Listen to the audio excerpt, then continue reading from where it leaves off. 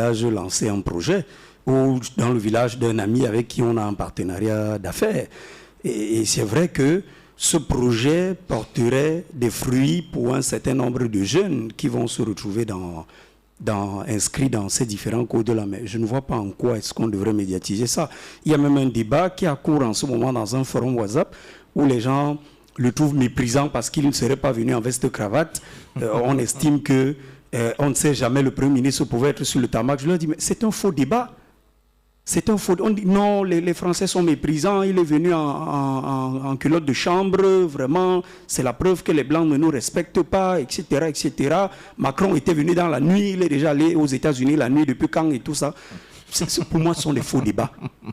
Mbappé est libre d'aller sur quelconque coin du globe où il veut pour lancer un projet privé. Moi, je ne sais pas. Ce projet-là, moi, Tchoumi m'apporte quoi? Rien du tout. Je suis de Babichoua. Il me faut un forage à Babichoua. L'école bilingue de Babichoua n'a pas d'eau. Qu'est-ce que vraiment Mbappé? C'est un non-événement. C'est un non-événement, c'est tout.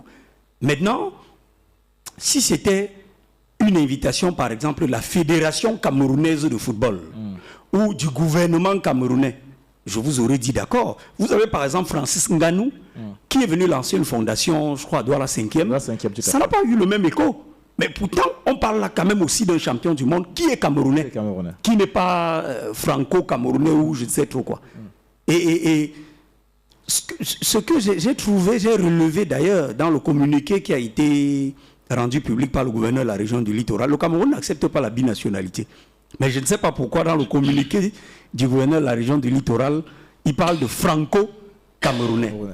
On aurait pu dire, la secrétaire ou le secrétaire du gouverneur aurait pu écrire le Camerounais, le français d'origine camerounaise. Il n'y aurait pas eu de problème. Mais quand on écrit le franco-camerounais, c'est comme si au niveau de la région du littoral, on dit clairement aux Camerounais qu'écoutez, il n'y a plus de problème, c'est bon déjà, on peut avoir la double nationalité, alors que pour le moment, elle est encore proscrite. Donc pour moi, en dehors de ces petits faits relevés là, c'est un non-événement. Kylian Mbappé, il vient, il va où il veut, il va dans son village.